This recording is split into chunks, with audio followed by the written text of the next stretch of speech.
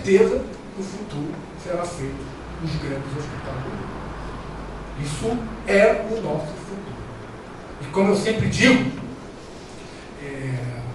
isso é o tempo que vai vagarosamente nos demonstrar.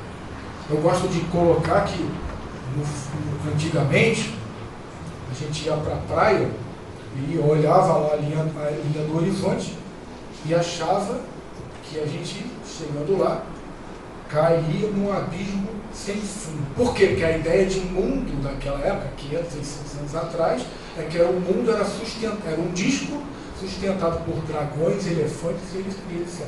Tartarugas e etc. A gente hoje ri disso. A gente acha engraçado. Hoje a gente está careca de saber que a Terra é redonda. Mas para eles, naquela época, não era. Eles achavam isso. Esse conhecimento de que a Terra é redonda demorou dezenas de anos para que isso se disseminasse. Isso, com o passar do tempo, isso já está acontecendo, assim como as comprovações de sobrevivência após a morte serão disseminados também daqui a alguns anos. Então, daqui a algum tempo, ninguém vai ficar discutindo se tem vida após a morte, se não tem vida após a morte, que vai ser óbvio, como óbvio para a gente é que a Terra é redonda. Só que isso não é assim.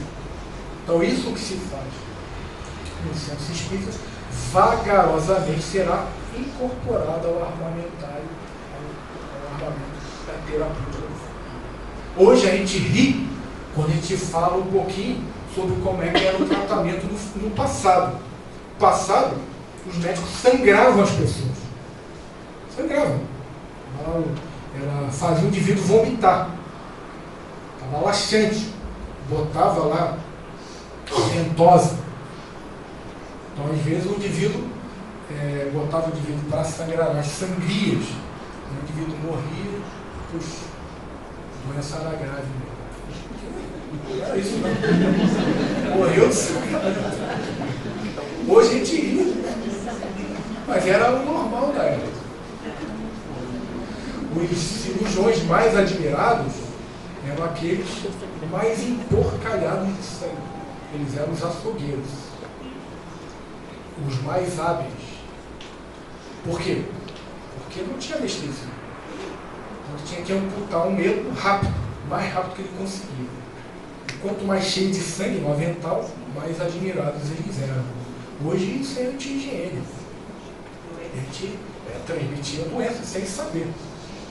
Então, a medicina avança.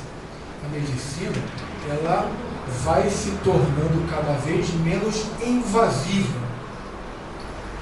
Então, hoje, a cirurgia cardíaca, ela vagarosamente está sendo menos feita. Por quê? Isso faz por cateterismo. Então, a gente invade menos os pacientes. E a gente vai, assim como a gente ri hoje das sangrias, etc., a gente vai rir hoje, a gente vai rir amanhã, que a gente botava soro.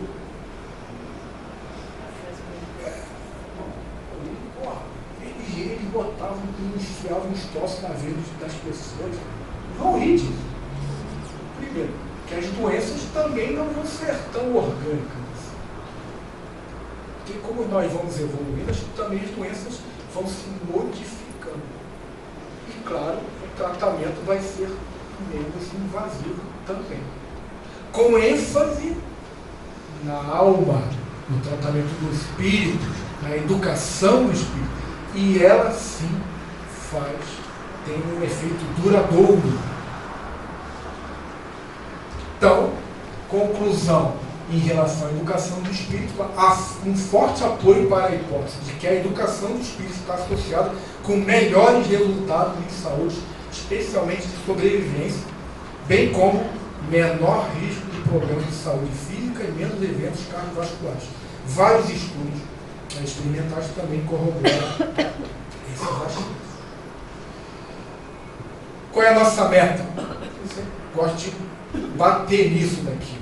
Nossa meta é a mudança de comportamento. E ninguém vai fazer isso por você. Só você vai fazer isso por você mesmo. E isso é o que tem de melhor em termos de médio longo prazo. Isso é consequência. O que vem antes? Esforço pessoal permanente. E como o nome diz, ele é pessoal. Não é do outro, é teu. E precisa ser permanente. Por quê? Porque os nossos hábitos, eles tendem a se manter. Na hora que você muda, ele tende a te puxar para trás. Então, esse esforço de mudar, ele precisa ser permanente. É como um fumante que para de fumar. Se ele bobeia, ele traz ele de volta. Então, a mente funciona dessa forma. A gente precisa ter um esforço permanente. E inicia onde? No autoconhecimento e na informação. Esse é o início de tudo. Por isso que os gregos, o espiritismo de Jesus já falava a questão da gente se conhecer. Você nunca vai mudar se você não se conhecer. Ou reconhecer os teus defeitos. Todos nós temos. Se alguém aqui conhece alguém que não tenha defeitos, que seja perfeito, eu gostaria que me apresentasse. Estou louco para conhecer. Que não existe. Todos nós somos imperfeitos. Nós fomos criados imperfeitos rumo à perfeição relativa. Não perfeição absoluta, porque perfeição absoluta só um ser a tem, que é Deus, que é a divindade. Nós, por mais perfeitos que a gente seja, nós nunca alcançaremos a perfeição absoluta. Sempre será relativa. Mas ainda estamos muito distantes disso. Então a gente tem que reconhecer humildemente que somos imperfeitos. E a vida é a oportunidade que temos para que a gente possa nos lapidar, evoluir. Porque a finalidade da vida é a evolução perpétua e contínua. Livro dos Espíritos. Poderia sempre o homem, pelos seus esforços, vencer as suas más inclinações? Sim, e frequentemente fazendo esforços muito insignificantes. O que falta é a vontade. Ah, quão poucos dentre vós fazem esforço. Quando eu leio isso daqui, eu me sinto assim, lá embaixo, porque, caramba, a resposta é tão simples e tão cheia de significado. O que é vontade? Então, vontade não é um ser, uma substância qualquer, não é sequer uma propriedade da matéria mais etérea que existe. Ela é um atributo essencial do espírito, do ser pensante, encarnado ou não. Então, como a gente falou lá na frente, né, da inteligência, da mente, isso é um atributo do espírito. A vontade é um atributo do espírito. Principal das potências do espírito, que inclina ou move a querer, a fazer ou deixar de fazer alguma coisa. Capacidade de tomar livremente uma deliberação. Energia, firmeza de ânimo, fortaleza, perseverança no querer ou no realizar. Isso é a vontade. É que às vezes a gente não sabe o que quer.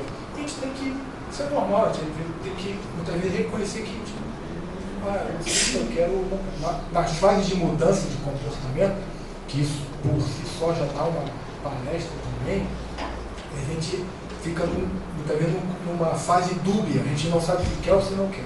A gente quer, é o fumante, que já sabe que tem que parar, quer parar, mas fuma. É uma fase.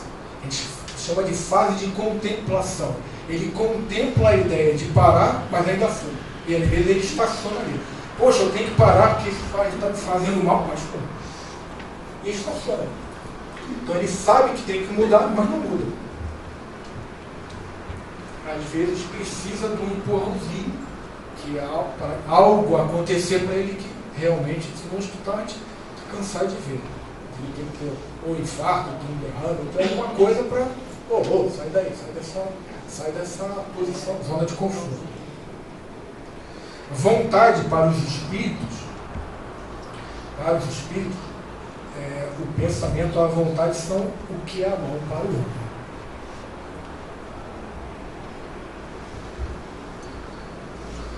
Então, caminhando para o final, toda pessoa é a principal responsável pela qualidade da sua vida.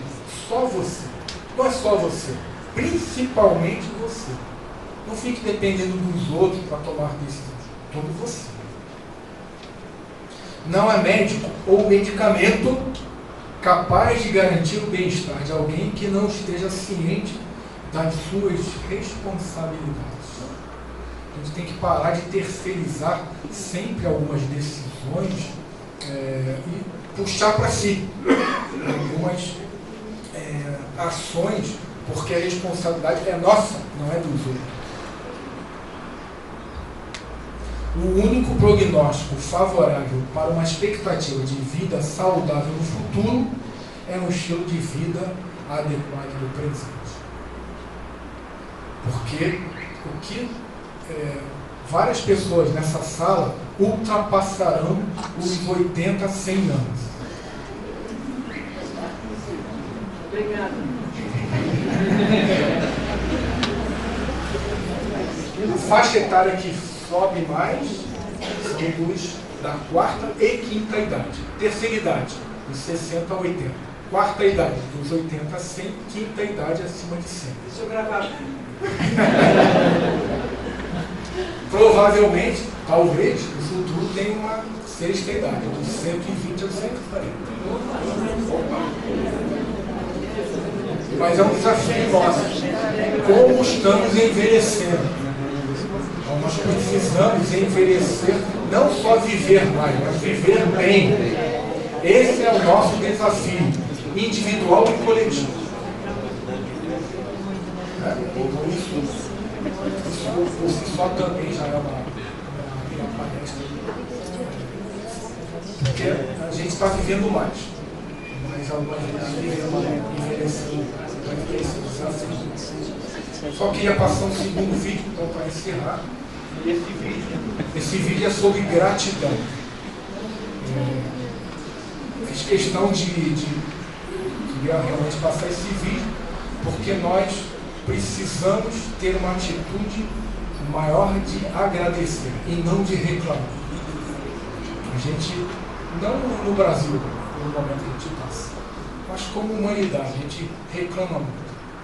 A gente tem que passar a ter uma atitude maior de gratidão. E o vídeo, ele fala justamente sobre essa atitude que a gente deve ter de agradecer mais e reclamar menos.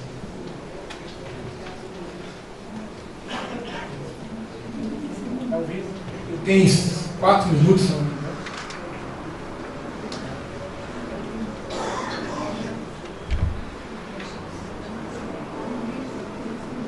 You think this is just another day in your life? It's not just another day. It's the one day that is given to you today. It's given to you. It's a gift. It's the only gift that you have right now, and the only appropriate response is gratefulness.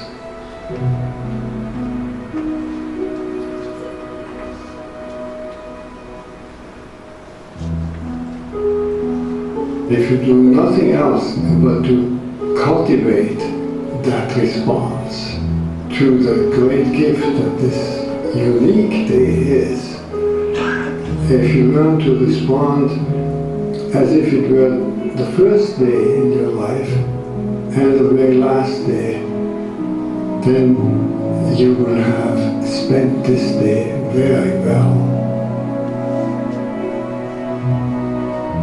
Begin by opening your eyes and be surprised that you have eyes you can open. That incredible array of colors that is constantly offered to us for pure enjoyment. Look at the sky. We so rarely look at the sky.